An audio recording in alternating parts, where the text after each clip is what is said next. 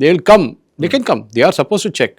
అక్కడికి వెళ్తుంది కదా ప్రోడక్ట్స్ అని, చాలా మటుకు మన దగ్గర నుంచి వెళ్ళే ప్రోడక్ట్స్ అక్కడికి వెళ్తుంది, యూఎస్కి వెళ్తుంది. యూరోప్ ఫార్మా అంటే మన డ్రగ్స్ క్వాలిటీ అంతా వాళ్ళు ఒకసారి యూఎస్ ఎఫ్డీఏ అప్రూవ్ చేస్తే మన దగ్గర కూడా ఉంది అనుకోండి, కానీ US FDA like a chop, ఒక క్వాలిటీ స్టాంప్, ఎవరైనా అంగీకరిస్తారు లోకంలో. That's an advantage. Meticulous examination అన్నీ. సో వాళ్ళ టీం ఎట్లా అంటే వాళ్ళు చెప్పకుండా వచ్చేస్తారు ఒకరోజు, సడన్గా చూస్తే మీ గేట్ కార్డు ఉంటారు వాళ్ళు, అప్పుడు మీరు ఏం చేయలేరు. మీ దగ్గర ఒక 2 రోజులు 3 రోజులు ముందు చెప్పొస్తే మీరు అంతా సాఫ్ చేసి, మన దగ్గర మెడికల్ కాలేజెస్ ఉంటాయి చూడండి, ఇక్కడ కొన్ని ప్రైవేట్ మెడికల్ కాలేజెస్ ఉంటాయి, పేషెంట్స్ ఉండరు వాళ్ళకి. ఇవాళ వస్తున్నారు అని చెప్పంగానే నేషనల్ మెడికల్ కౌన్సిల్ వాళ్ళు పక్కన ఊరు నుంచి బస్సు పెట్టేసి అందరిని తీసుకొచ్చి పడుకోబెడతారు. వీడికి కడుపు నొప్పి, వాడికి తలనొప్పి, వాడికి ఇంకేదో నొప్పి అని చెప్పేసి. డాక్టర్లు ఉండరు, స్టూడెంట్స్ ఉండరు, డాక్టర్లు ఉండరు, టీచింగ్ స్టూడెంట్స్ ఉండరు, డాక్టర్ కూడా ఉండరు, ప్రొఫెసర్స్ ఉండరు, అందరిని తెప్పించుకుంటాడు వైట్ కోట్ వేసుకొని, వాళ్ళ పేరు రాసేసి బ్యాడ్జీలు ఇచ్చేసి నిలబడి ఇదే చేస్తారు వీళ్ళు. సో అట్లా కాకుండా ఉండడానికి ఐఏఏ ఇన్స్పెక్టర్స్ ఏం చేస్తారంటే వాళ్ళు టక్మని వచ్చేస్తారు, సడన్గా వచ్చేస్తారు, ఇలా ఇదే ఎఫ్డీఏ లాగా. అప్పుడు సర్ప్రైజ్ ఇన్స్పెక్షన్స్ అంటారు వీళ్ళు. అది కాకుండా సీసీటీవీ కెమెరాలు పెడతారు, హై రెజల్యూషన్ కెమెరాస్. మీరు అక్కడి నుంచి ఏదైనా జరిపితే కూడా అది తెలిసిపోతుంది. మీరు ఆ సీసీటీవీ కెమెరాని ఫిడిల్ చేస్తే తెలిసిపోతుంది, దాంట్లో ఏమైనా వెళ్ళి మీరు ట్రై చేస్తే. ఇది ఒకటి. ఆయుధాల గురించి ఎక్కడ చెప్పట్లేదు, no mention of drones or missiles. అదానికి లాజిక్ చెప్పాను చూడండి, ప్రెసిడెంట్ ట్రంప్ అంటున్నాడు ఎందుకు పెట్టలేదంటే, అందరి దగ్గర మిసైళ్ళు ఉన్నాయి కదా, ఆయన కూడా పెట్టుకుంటే ఏమవుతుంది అంటున్నాడు. కానీ వాడే కొడుతున్నాడు కదా, ఇవాళ దాకా సౌదీ అరేబియా వీళ్ళ మీద మిసైల్ కొట్టలేదు కదా. యూఏఈ దగ్గర ఉందనుకోండి, వాడు కొట్టాడా మిసైల్? కొట్టలేదు కదా. వీడు అక్కడ కొడుతున్నాడు, అక్కడిక్కడ కొట్టుకుంటే మళ్ళీ అక్కడ ఇంకో కొత్త యుద్ధం మొదలవుతుంది. ఇది ఎట్లయిపోయిందంటే, మన కిమ్ జాంగ్ ఉన్నాడు చూడండి, మన favourite character Kim Jong Un, వాడిని ఎందుకు ఎవడెళ్ళి పుల్లలు పెట్టాడు అంటే ఇది కారణం. వాడి దగ్గర న్యూక్లియర్ బాంబు ఉంది, వాడు ఏమన్నా అంటే నేను ఇదే ఎప్పుడే మిసైల్ కొట్టేస్తాను మీ వైపు అంటారు. ఇది అదే లాజిక్ యూజ్ చేస్తున్నారు. రేపు అదే అంటారు వాళ్ళు, అరే యుఎస్ దగ్గర న్యూక్లియర్ ఉంది, మేము కూడా పెట్టుకుంటే ఏమవుతుంది మాకు అని చెప్తారు. It's good logical question. సరే, అదే అయిపోయింది. మిగతాది అన్ని చిన్న చిన్న పాయింట్స్ ఉన్నాయి, అది ఎక్కడ it will not come to. President Trump దగ్గర ఒక అడిగారు నిన్న, ఈ 14 పాయింట్లలో ఏదైనా పాయింట్ క్లోజ్ కాకపోతే మీరు ఏం చేస్తారంటే, ఏం చేస్తామా, మళ్ళీ బాంబు వేస్తామా తల మీద. ఆలోచించండి, మీరు ఇంత పెద్ద సంతకము అది ఇది ప్రొసెషన్ తీసి మొత్తం చేసి జనీవాలో అది చేసిన తర్వాత ఎట్లయినా ఇది క్లోజ్ కాదు. ఇది ఇంకా 60 రోజులు అనేది ఇంకొక 60 రోజులు పొడిగిస్తారు, మళ్ళీ ఇంకో 60 రోజులు పొడిగిస్తారు, ఇంకా నడుస్తుంది చర్చలు, ఇంకా నడుస్తుందని పోస్ట్పోన్ చేసుకుంటే నెక్స్ట్ 2027 ఎండ్ దాకా వెళ్ళిపోతుంది. 28 దాకా కూడా వెళ్ళొచ్చు, 2028. అప్పుడు దాకా ప్రెసిడెంట్ ట్రంప్ కూడా వెళ్ళిపోతారు, దాని తర్వాత ఆయన టర్మ్ అయిపోతుంది. ఈ పరిస్థితిలో ఉన్నారు. ఇప్పుడు మనం అమెరికాలో ఉన్న ప్రెసిడెంట్ ట్రంప్ మీద ఉన్న ప్రెషర్, ఆయన ఇప్పుడు ఇక్కడి నుంచి అక్కడికి వెళ్ళినప్పుడు ఆయన తెలుస్తుంది, ఆల్రెడీ తెలిసి ఉంటుంది. అలా పార్టీ వాళ్ళు చెప్పుంటారు, మొత్తం ఇక్కడ మటాష్ అయిపోయింది, మొత్తం మీరు ఇక్కడ రాకండి, ఎక్కడైనా కొంచెం రోజులు తిరిగి మళ్ళీ ఇక్కడ మెల్లగా రండి, ఇక్కడ రాగానే టెలివిజన్ వాళ్ళు అందరూ కలిసి పట్టుకుంటారు మిమ్మల్ని, ఒబామా డీల్కి మీ డీల్కి డిఫరెన్స్ ఏంటి చెప్పండి, ఇంతే, ఇంకేం చెప్పక్కర్లేదు. కానీ G7లో మాత్రం మీడియా భలే ఆడుకున్నదండి. అదే.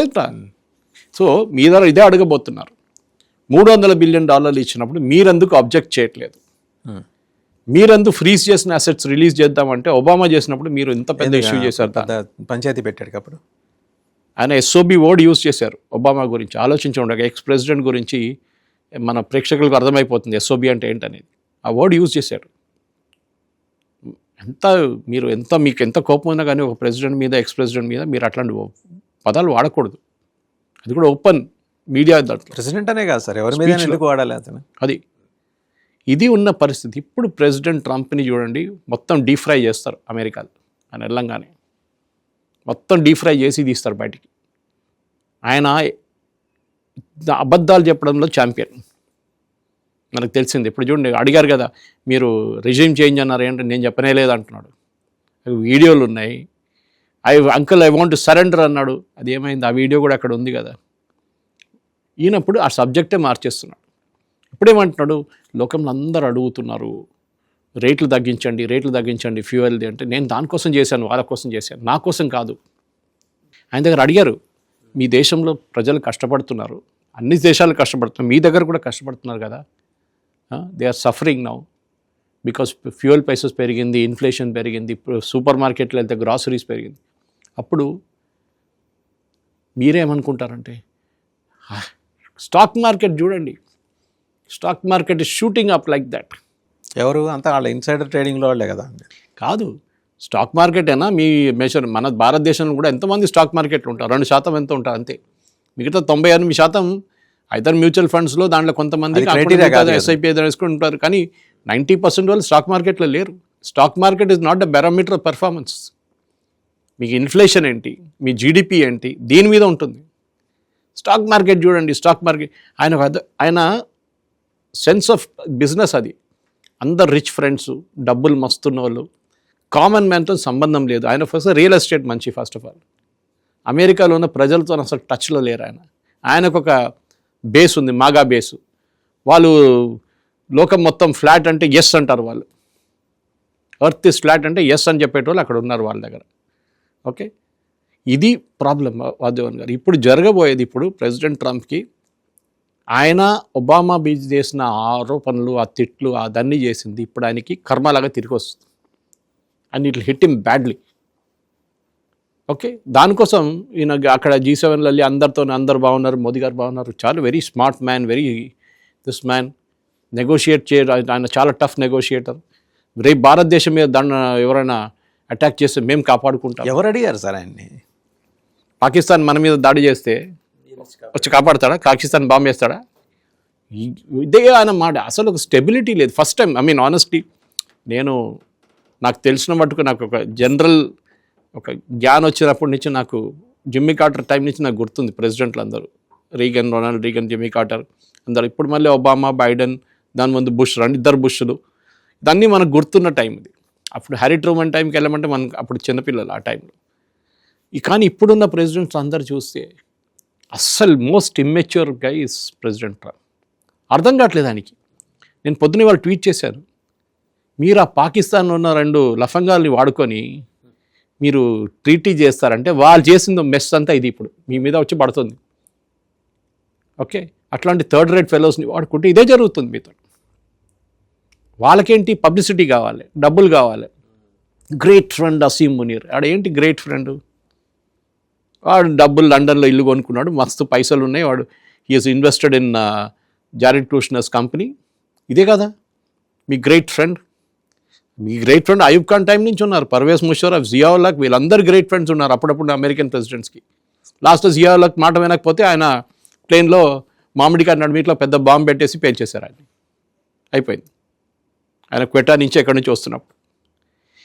వాసుదేవన్ గారు, ఈ యుద్ధం నేను చెప్పాను, మళ్ళీ స్టార్టింగ్లో మీకు చెప్పాను, చాలా లెసన్స్ నేర్పించింది అందరికీ, మనకు కూడా.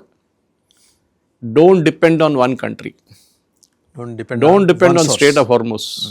రేపు మళ్ళీ ఇజ్రాయెల్ బాంబు వేశారని చెప్పి లెబనాన్ మీద మళ్ళీ వీళ్ళు స్టేట్ ఆఫ్ హార్మోస్కి వచ్చేసి ఏం చేస్తారు?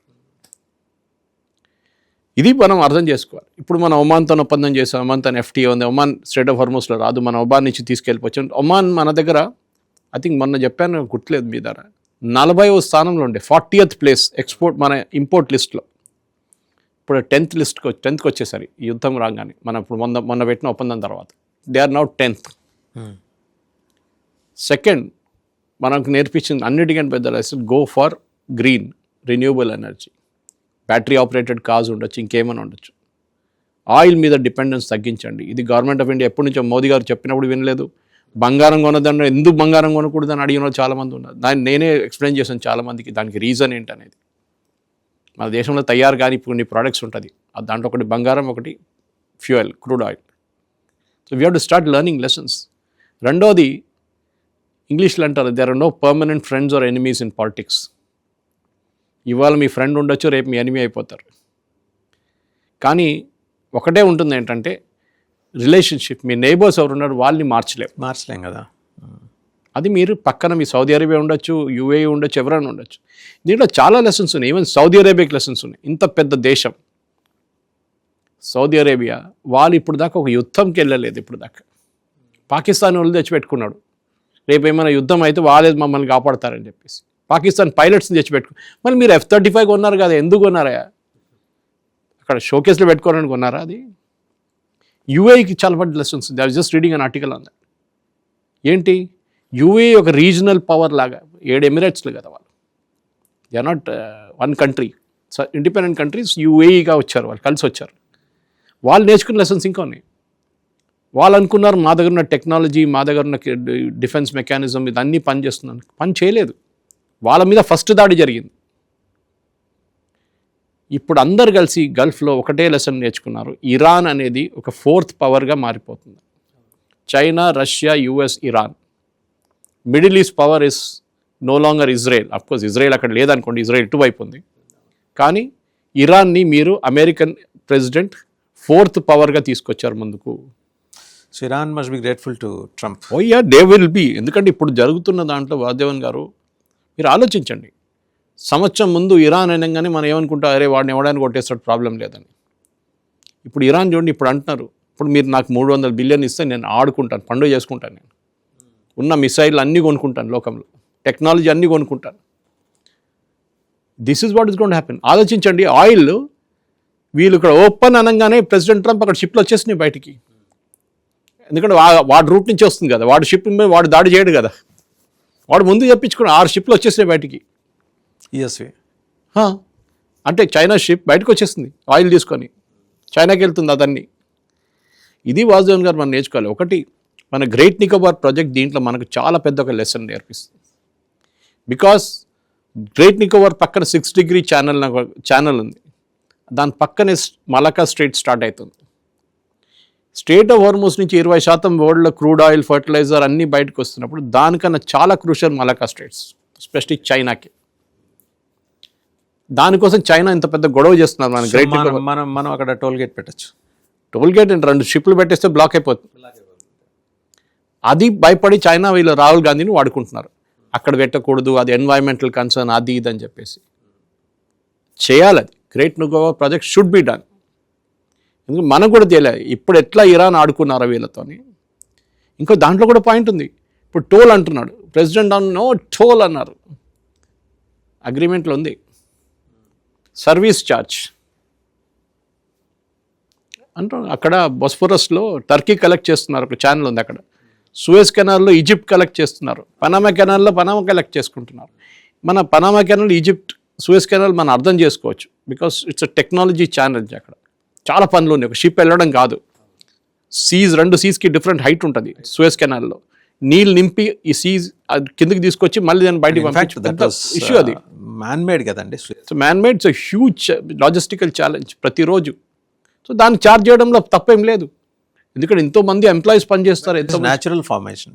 This is Gulf of Oman and ఇక్కడ ఇటువైపు స్ట్రేట్ ఆఫ్ హార్మోస్ ఉన్నప్పుడు అది ఒక ఇంటర్నేషనల్ వాటర్వే అది. Okay, law of the seize అని ఒక లా ఉంది యునైటెడ్ నేషన్స్లో, మనం కూడా సంతకం పెట్టాం దాంట్లో. అది పోతున్న నీళ్ళల్లో రేపటి నుంచి అంటారు, నేలేదు ఈ నీళ్ళు నేను అక్కడ ఆపేస్తాను, ఈ నీళ్ళంతా నాది, మీ షిప్లో వెళ్ళకూడదు అంటే ఏం చేస్తారు? Law of the seas. అప్పుడు ఇరాన్ అంటారు మేము పాటించాం, మేము ఒమాన్తో మాట్లాడుకున్నాం, ఒమాన్ ఏం చెప్పట్లేదు. ప్రెసిడెంట్ ట్రంప్ ఏమంటూ వితౌట్ రీటోల్ ఇట్ విల్ గో అవుట్ అంట. మొత్తం మెస్ చేసి పడేశారు. యుద్ధం ఎందుకు మొదలైంది, యుద్ధం ఎందుకు ఎండ్ చేశారు, ఏ క్లారిటీ లేదు.